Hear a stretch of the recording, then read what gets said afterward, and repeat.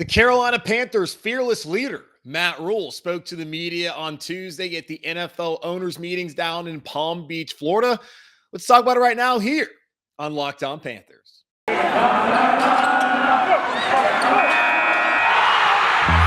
Locked On Panthers, your daily Carolina Panthers podcast. Part of the Locked On Podcast Network.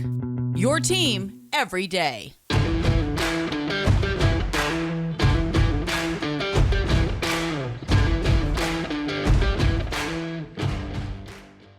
Welcome in to another edition of the Locked On Panthers podcast, a part of the Locked On Podcast Network. I'm your host, as always, Julian Council, talking Carolina Panthers with you every Monday through Friday, your team every day. That's what we do here on the Locked On Podcast Network. Make sure to watch the show and subscribe to the show over on YouTube. Over 725 subscribers so far. Our goal this week is to get to 800. Let's get to 800 by the end of the week, or at least by next Monday. Thank you to everyone who so far has supported the show over on YouTube. If you don't watch on YouTube, you don't subscribe to YouTube, well, shame on you. You need to do that, but it's fine as long as you rate, review, and subscribe. 5 stars only. Don't be a hater. On Apple Podcasts, you can also check us out over on Spotify. Check us out every morning for your morning commute. As the show comes out at 3 a.m. Eastern and then at noon on the West Coast, I heard from someone over in Australia that I guess the show comes out around dinner time there. So, hey, it comes out the same time every day. Whether you listen in the morning or in the afternoon, keep checking out the podcast either on YouTube or either on Apple Podcasts, Spotify, or any of those podcasting platforms out there. And be sure to follow me on Twitter at Julian Council, where every single Friday I answer your weekly Friday mailbag questions. So either at me at Julian Council or DM me at Julian Council, or leave a comment on a show from Monday, Tuesday, Wednesday, or Thursday of that week, and I'll answer those questions on Friday. Matt Rhule answered some questions on Tuesday down at the NFL owners meeting in Palm Beach, Florida at the Breakers Resort. Apparently that is over $1,000 per night, a very posh place that the media is not staying at. But the coaches and the owners are hanging out down there, as it's been a very busy month in the NFL as free agency period started. We've seen all the crazy trades. The Panthers, I think, have done a fantastic job so far filling those holes on the roster as they head into the draft next month on the 28th of April through the 30th down in Las Vegas, Nevada. And there's a lot of questions about what the Carolina Panthers are going to do with that 6th overall pick. And it kind of feels like right now, with Andy Dalton now off the board, Cam Newton, who we have an update on very shortly, he might not be coming out to Carolina. The Panthers are going to have to add someone to that quarterback room. And if they're going to add somebody, it doesn't seem like it's going to be a Mike Glennon or Ryan Fitzpatrick or any of the other free agent quarterbacks out there. It feels very likely that they're going to add anybody at the quarterback position, that it would be a rookie. Now, Matt Rhule, though, believes in Sam Darnold, as he believed in him last year, because Sam loves ball. He has a great arm and a work ethic and yada, yada, yada, and all the buzzwords that we heard that led to absolutely nothing and have led to absolutely nothing through the first 4 years of Sam Darnold's career. The problem with Sam Darnold is he's just not very good. Now, maybe it's just what's been around them. We heard all the excuses. It was Adam Gase's fault. He didn't have any weapons. It's the offensive line. And then we heard it here in Carolina. The offensive line, the coach, and yada, yada, yada. Now, maybe it's going to work out. As Matt Rhule said to the media on Tuesday morning, I think Sam's going to take a huge step this year. If that means someone else is there too, so be it. But I'm excited to see what Ben does with Sam. As in Ben McAdoo, the new OC here in Carolina, former head coach of the New York Giants, which went really bad after being the OC there and kind of helping resurrect Eli's career late there before things really fell apart. And then he so famously or infamously benched Eli Manning, which was a terrible decision. If that were true, that Matt Rhule thinks Sam Darnold's going to take a huge step this year, then they wouldn't be looking for another quarterback. Now, I guess if you think about it, though, a huge step for Sam Darnold would be competency, which he has not been throughout the first 4 years of his career. He has not been a competent quarterback. Now, the first 3 weeks of last season, which I pointed out to, you guys pointed out, he did look good. Now, it comes with a caveat because the offense wasn't really great after halftime. His numbers in the third quarter were horrendous, and they played against the Jets, the Texans, and a Saints team that was missing half of their defense and half of their coaching staff due to COVID last season. There were reasons why Sam Darnold played well, and one of those reasons also was Christian McCaffrey. And once he lost McCaffrey and the O-line fell apart with injuries and just poor play, you saw him struggle. Maybe Now with Austin Corbett and Bradley Bozeman on that offensive line and Brady Christensen going into the starting lineup, whether it's at left tackle or at guard, maybe the Panthers will be better this upcoming season for Sam Darnold on the offensive line. That's the hope. I think that they're better off. And Scott Fitterer, the general manager, said on Friday when he spoke to the local media here in Charlotte, he thinks that they're going to be better. I agree. And hopefully because of that, Christian McCaffrey can stay healthy. Robbie Anderson with better quarterback play, aided by Sam Darnold having more time in the pocket, could have a bounce back season. Let's see what we get out of Terrace Marshall. And, let's see what happens legally with Shi Smith if he comes back and plays for the Panthers this upcoming season. We know what you're going to get out of DJ Moore. All of that points to Sam being better. But if they really thought he was going to take a huge step this year, they would not have. Well, I guess, yes, they probably still would have been on Deshaun Watson, just like in the way with Cleveland, where they were in on him because, hey, Baker, well, they didn't really like him anymore, but he still got him to the playoffs a couple years, last season, 2 seasons ago, back in 2020. And it wasn't like he was objectively terrible through his first 4 years in Cleveland and had been the only good quarterback they'd had in a very long time. But they had an opportunity to upgrade. So I still think the Panthers would have tried to upgrade like they tried to do with Deshaun Watson, but they wouldn't be looking at a quarterback in the draft if they felt like Sam Darnold, who they gambled on last year with the 2nd, 4th, and 6th round picks, and looked at his age and thought, hey, maybe this is someone that can be our long-term guy, opposed to drafting Mac Jones or Justin Fields, who are sitting right there in the draft, or doing what San Francisco did and trading up and getting Trey Lance. We're making sure that they got their guy. If they felt the way that they allegedly felt about him last season, then there wouldn't be the conversation of, oh, are they interested in Baker Mayfield? Will they trade for Jimmy G? And with Jimmy G, there's a lot of talk now down in Palm Beach about him coming back to San Francisco because of, well, the Niners torpedoed their leverage in whatever they had last season when they traded up to get Trey Lance. And everyone knew, okay, this is probably the last year for Jimmy. And they stuck with them throughout the season. He helped them get to the NFC title game. And we saw in the final 2 drives there in that 4th quarter why the 49ers wanted to move off of Jimmy Garoppolo, even though 2 of the last 3 seasons, and when he's healthy, which is a key thing because he's not healthy a lot, the Niners have success. But you also have to have a lot around them to have success. So you see why the Panthers look at Jimmy G, and they don't think that's much of an upgrade, which is interesting to me. And the same thing with Baker Mayfield. There's mutual disinterest there. Andy Dalton, as I mentioned to you before, he's now with the Saints. Do you want Mike Glennon? I would think not. Do you want Ryan Fitzpatrick, who spent all of last season injured? He's 39. I don't think you would want that. There's not a lot of great options out there, which leads me to believe that the best option, it's not really leads me to believe, it's pretty obvious. And Scott Fitterer has said this before, the best option is to draft a quarterback. And when asked about, do you think that any of these guys could be a top 10 pick, he thinks one of those quarterbacks will end up being in the top 10. And while the draft analysts and all the experts out there who evaluated this class look at these guys, the top 3, at least the Panthers top 3, the consensus top 3 that they'll bring in among their 30 interviews prior to the draft next month, they are going to bring in Kenny Pickett, Malik Willis, and Matt Corral. Those 3 guys all are probably going in the first round. And one of them, maybe 2 of them, might go there in the top 10. The obvious spot would be 6 to Carolina, 8 to Atlanta, and then we'll see what happens from there. Maybe someone trades up like Pittsburgh, who's giving Mitch Trubisky a chance this season, but looking at that contract, not going to preclude them from drafting a quarterback. Same thing can be said about Marcus Mariota in Atlanta. Now, New Orleans with Jameis and now bringing in Andy Dalton, doesn't look like they're a team that's going to want to draft one of these guys after, well, they did just draft Ian Book later on. I don't think they really believe in him. They're hoping that Jameis Winston can work out. He at least has this season. If he does, then Jameis Winston would be their quarterback moving forward, probably based off the 2023 season right now. When looking at it, and it's going to continue to be the conversation that we're going to have here over the next month. We had it last season, even though it didn't really make any sense. As I had said to y'all, like they traded for Sam Darnold. Clearly that's their guy. But a lot of people still felt like, oh, well, they could still get a quarterback at 8. Didn't make a lot of sense to me. Why would they make the trade for Sam Darnold then turn around and draft another quarterback? I can see the whole, the sunk cost. I don't believe in all that kind of stuff. Come on. They told you how they felt about the quarterback class 5 weeks prior, and you just refuse to listen. They're telling you how they feel about Sam Darnold and the other quarterbacks out on the market right now by being very interested. They're playing their hand.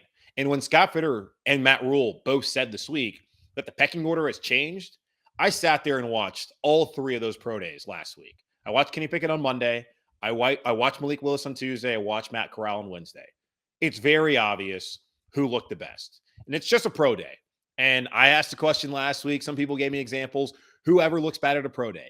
When you talk about the energy, you talk about the arm, and you talk about all those intangibles that you want here in Carolina, especially bringing back the fun and the pride of the Carolinas that Cam brought back to us briefly there at the end of the last season, that guy's Malik Willis. I think going into it, they like Kenny Pickett the best because of the built-in relationship that Matt Rhule has. And, of course, David Tepper and his connections to Pittsburgh, and Scott Fitterer seeing him at the ACC title game here in Charlotte a couple months ago against Wake Forest. But once they got down to Lynchburg, Virginia, and they saw Malik Willis Bennett, and they saw how he interacted with his teammates and the leadership that he showed and just the athleticism and the ceiling and the talent that he has, they probably elevated him to number one on their board.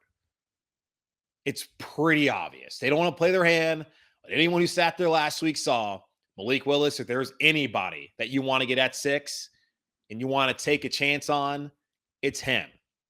And I think the Carolina Panthers, we'll see how the rest of the weeks play out. But if they wanted a free agent quarterback, they probably would have already done it right now. And speaking of free agent quarterbacks, Cameron Jarrell Newton, the greatest quarterback here in Panthers history. And it's not really a question at all. And someone that all of us love. And if you don't love Cam, then I don't know what's wrong with you. Adam Schefter of ESPN.com had an update on him. And Joe Person also had a little bit of intel on Cam Newton and what role the Panthers want to bring him back on potentially here in Carolina if he does return in 2022.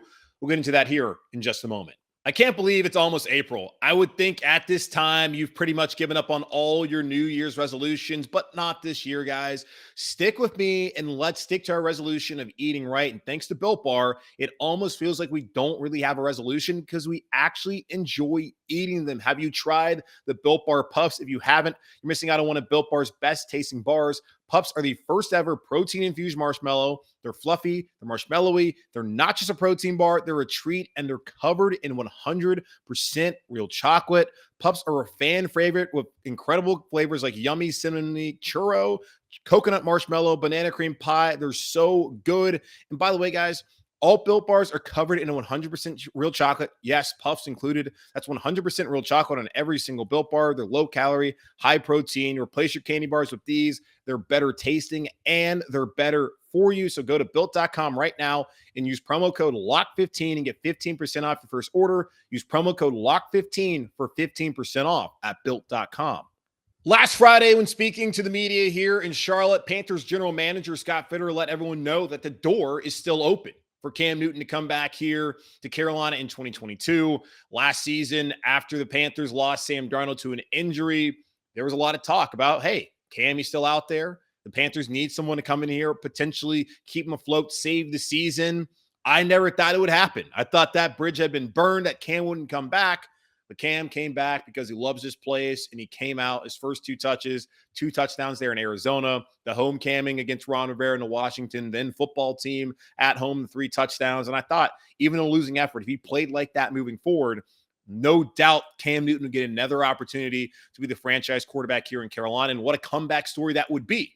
Now, unfortunately, things didn't go that way. As he struggled against Miami, they fired Joe Brady, and the offense fell apart, not because of Cam. Yes, Cam didn't play at a high level, and he's definitely past his prime. Can he still be a starting quarterback in this league? I don't know. I would love for him to get an opportunity. Would love for it to be here, if possible. But I also think that at a certain point in time, we need to move on and find that young quarterback who can bring the Carolina Panthers into this next generation, we'll see how long Matt Rhule sticks around, but this generation now with David Tepper as the owner and moving it from the mom and pop shop that Jerry Richardson owned to now the Fortune 500 company and Wall Street business that David Tepper is trying to do with the construction down in Rock Hill with the new facility and saying they would never have this team at a competitive disadvantage, even though the fact that he always interferes is kind of leading him to a competitive disadvantage. Even still, Cam Newton would be someone I'd like to see back in Carolina, but only if he gets a legitimate chance to be a starter here. Last season, final 2 weeks of the season, we found out what the Carolina Panthers, in particular, Matt Rhule and Scott Fitterer and this staff thinks of Cam Newton when they put in Sam Darnold to start in New Orleans and to start in Week 18 at Tampa Bay, where he actually wasn't very bad at Tampa. And then Cam only came in as a gimmick guy. And I don't want to see Cam Newton reduced to being a gimmick or a backup here in Carolina, of all places. to have seen what he did here, to win the MVPs. And I understand that he's not the same player that he was in 2015, or let alone hell, if he could be the same player he was in 2017, or the beginning of 2018 season before his shoulder fell apart, I would be totally fine with that, Cam. And that's someone who can win football games in this league. And that's who we had hoped that we would have during those years when Ron was still here in Carolina, and when he brought in Norv Turner, and what the offense looked like with Cam getting the ball out quick and having the highest completion percentage of his career. That was a Cam Newton that we thought we were going to see for the next couple of years. And unfortunately, we didn't get to see enough of him. And we've always wondered what it could have been had he not had those shoulder injuries, and whether Cam could still be that Superman that we saw here. Maybe not in 2015, but in 2017 and the first part of 2018. I don't want to see him back here as a backup. And according to Joe Person, the Panthers reached out to Cam a couple weeks ago, as Scott Fitterer mentioned on Friday that he hadn't spoken to Cam. He had spoken to Stephon Gilmore because he's a neighbor. And they ran it. Well, I guess they had called him, and Dan Morgan had called Stephon and said, hey, come down to dinner at nearby their neighborhood down there in Waxhaw. But for Cam, he's spoken to Matt Rhule, which is interesting. They had talked about potentially, coming back, whether things would be right for Cam or right for the team. And Cam told us after the season that he's not coming back for no 5-12. He was happy to be back, but he's at a point in his career where he either wants to start or maybe be a backup somewhere where a team's going to win. Now, Joe Person from The Athletic reported that the Panthers reached out to Cam about potentially being a backup had they traded for Deshaun Watson. What would that have meant for Sam Darnold? They would have obviously tried to offload him, like I'm sure they're trying to do right now. I don't think any team, as I've said to you multiple times, is stupid enough to do that, as the Panthers were the only dumb team last year to try and trade for Sam Darnold. And they were basically betting, or not betting against themselves, they were bidding against themselves. And they gave up a precious second-round pick they could use, and then a 4th and 6th round pick that they were able to get back, but still way too much for a quarterback who's not very good. And you saw what Matt Ryan got traded to the Colts. And yes, I understand the leverage there and the age and all that, but come on, former MVP and Sam Darnold went for more youth, being a top 3 pick. It's just so dumb how some of these teams operate. But hearing that reaffirms my belief that I told y'all on Monday, that if Cam was given an earnest opportunity to be a starting quarterback here in Carolina, that he would have already agreed to come back. Now hearing that report makes all the sense why Cam is still out there testing out his market. And according to Adam Schefter from ESPN.com, the NFL insider, that Cam texted him saying, he's drawing interest, that I have teams that are interested in signing me. I'm waiting on the best fit as it pertains to winning a championship and getting a fair chance to play. Carolina did not want to give him a fair chance to play. Right there. It from what Joe Person reported. And Joe's pretty nails when it comes to this stuff. Now, had it been for Deshaun, maybe he would have came back, but I don't think he wanted to do that, especially here in Carolina. It's like I basically made this franchise relevant. Why would I come back and be a backup? Even to Deshaun Watson. Why would I be a backup to anyone in Carolina? As we saw last year, it had to make a lot of people sick to watch Sam Darnold play ahead of Cam Newton. What the hell are we even doing here? I'm happy that Cam is drawing interest. He wasn't last season. No team out there was interested in Cam until the Panthers came and called him.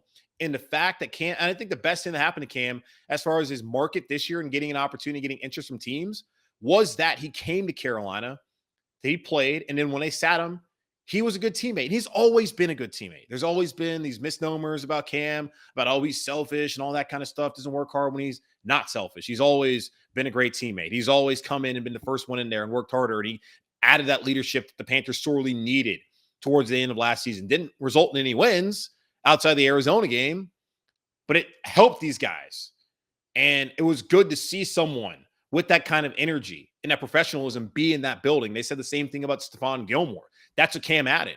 And being able to come back and to sit behind Sam Darnold and not to pout about it, not like I ever thought he would, it showed teams out there who think poorly of Cam.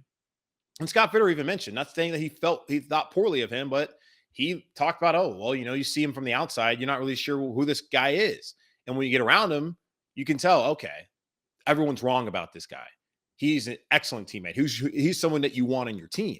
And teams have now seen that. Now he's been in New England with Belichick, and all Belichick ever had to say was great things about him. And now he came to Carolina and proved that he can sit back and be a backup. I can see a team's now being interested.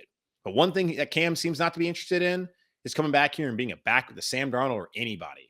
I know there are fans out there who would love for the Panthers to draft Malik Willis. and have Cam be the backup. I mean, what's that? 1, 2, 3, 4 quarterbacks. Like, yeah, you want to get rid of Sam Darnold, but man, it's gonna be hard to do that. It'd be great to see that.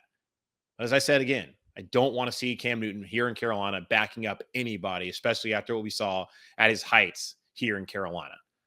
Okay, so one of the main things down at the NFL owners meetings in Palm Beach, Florida, was the overtime rule decision and vote, and it came to a decision on Tuesday. And I think a lot of fans will be happy about it, unless these fans want to have something to complain about, because now they probably have lost the one thing they love to complain about, and that was the overtime rules. We'll get into the rule changes here in just a moment. This episode of Locked On Panthers is brought to you by Rock Auto. With the ever-increasing numbers and makes and models, it's now impossible for your local chain auto parts store to stock all the parts you need. Why endure often pointless or seemingly intimidating questioning and wait while the person behind the counter orders the parts on their computer, choosing the only brand their warehouse happens to carry? Yet computers have access to rockauto.com at home and in your pocket. Save time and money when using Rock Auto. Rock Auto is a family business serving do-it-yourselfers for over 20 years. Rock Auto prices are reliably low for every customer. They have everything you can need, from brake parts, tail lamps, motor oil, and even new carpet. Go explore their easy-to-use website today to find a solution to your auto parts needs. Go to rockauto.com right now and see all the parts available for your car or truck. Right, Locked On in their How Did You Hear About Us box to know we sent you. Amazing selection, reliably low prices, all the parts your car will ever need. rockauto.com. The NFL announced on Tuesday that the overtime rules have changed in a vote among the NFL owners. That's key. The NFL owners are the ones who vote on rule changes like this. Competition committee tells them about potential rule changes. As we saw, two teams put two different proposals out there, and they voted on the proposal that made the most sense to change the overtime rules in the postseason, opposed to in the regular season. Now moving forward, this will be called the Josh Allen rule. As we remember back in that great divisional round game in Kansas City, where the Chiefs were able to come back and win that game against Buffalo, won the coin toss, went down, won the game after the Bills were up. They were up, by 3 with 13 seconds left to go. And somehow Kansas City was still able to find a way to take that game into overtime. And Josh Allen famously never got an opportunity to touch the ball. Same thing happened a couple years ago during the AFC title game, Kansas City and New England, where Tom Brady and the Patriots converted 3 straight third and 10s and got down the field and won the game. Mahomes never touched the ball, upsetting a lot of people. Although that same day, New Orleans got the ball first, turned it over, and then the Rams kicked the field goal to go to the Super Bowl. There's been countless examples, and maybe not enough of a sample size to change the rule, but they decided to do that. As 10 of the 12 games that have gone to overtime, the team that got the ball first won, which is, I guess, big enough for most people, I assume. And then 7 of those 12 times the team scored on that first possession to end the game. So about over 50% of the time, the team got the ball first, scored right there and won, opposed, when it's 10 out of the 12 that who got the ball first, maybe they didn't get it and score immediately, but they eventually did win that game. So now what's going to happen in overtime, in the playoffs, which is key, in the playoffs only. I understand why they did that. It didn't make a ton of sense to me. If they're going to change the rule to do it in the regular season, why extend the game? You had 60 minutes to play. You already have a time limit of 10 minutes in overtime that you brought down from the previous 15. You just want to get the game over with. If you can't figure it out over 60 minutes in the regular season, then you really don't deserve to have an opportunity to really spend all that time getting the ball back again. And how much time would you really have if a team goes down there? Okay, we scored. They used 7 minutes of the clock. Now you only have 3 minutes to get down there. And then if they score a touchdown, like, are they going to go for 2, or are they going to kick or what are they going to do? I don't know. There's plenty of scenarios. It doesn't really matter at this point. But now, in overtime, in the playoffs, both teams will touch the ball. So that first team goes down, scores a touchdown. The other team will have an opportunity to go down and score a touchdown. And if the game's tied, then it becomes sudden death. Now, a big part of this was people saying you don't want a game decided on a coin flip. In a way, the coin flip will still decide it, because if you flip the coin and you take the ball, you can score, and then your opponent, they score, and it's tied, then you get the ball first. And I wonder, and that's just one thought. I said to y'all yesterday, I still feel the same way. I don't really care. They changed the overtime rules, so be it. It doesn't really matter to me all that much. If anything, if you want to change it, do it for overtime in the playoffs, especially after you played 18 weeks of the season. Maybe give them an opportunity. I also look at it as like, hey, maybe play better defense. I get it. The rules have changed to where it favors the offense, and that makes a lot of sense. In this quarterback-driven league, it's an entertainment product. You want to see the best stars get the opportunity to respond. And I get that. the chess match, the duel that we saw against Buffalo in Kansas City. You would have loved to see Josh Allen get the opportunity, unless you hate the Bills like me, and we're fine with him not getting an opportunity and them losing that game. And so I understand that whole aspect of it. Just for me overall, like whatever, if they want to change the rules, so be it. It's not that big of a deal to me at all.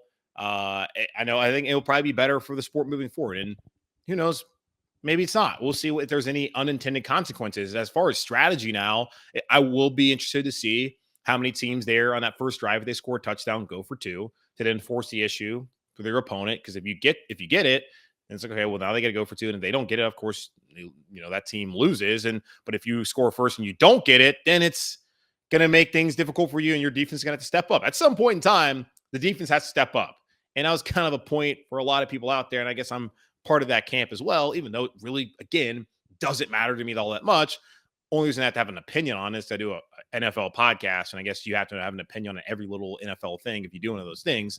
But hey, good for the NFL for changing the rule past 29-3. So vast majority of NFL owners wanted to do it. I haven't seen who the ones that were dissenting. I know not Matt Rhule, but Mike Tomlin came out on Monday saying he's cool with the sudden death, didn't really want to change it. I don't know if the Rooney family listened to him. I doubt it. The owners listen only to their pockets and to themselves. So they decided that, hey, it made sense. Let's go ahead and change it. One other thing too, Matt Rhule was actually in favor of having it also in the regular season, which was funny to me because the example he brought up was when the Panthers went to overtime against the Vikings, and the Vikings went down there and scored immediately, and the Panthers never got a chance to respond. That same game, Sam Darnold threw a pick on the first play of the game, and the Panthers offense was complete crap for 55 minutes of that game. Then out of nowhere, they scored back-to-back touchdowns. Credit to Sam Darnold for what he was able to do to lead those touchdown drives, and they got the game to overtime. The defense still gave up almost 600 yards total in that game. The Panthers did not deserve to win that game. It's just funny to me. It's like, hey, our offense was terrible all day long, and then magically appeared and was able to tie the game. We deserve an opportunity.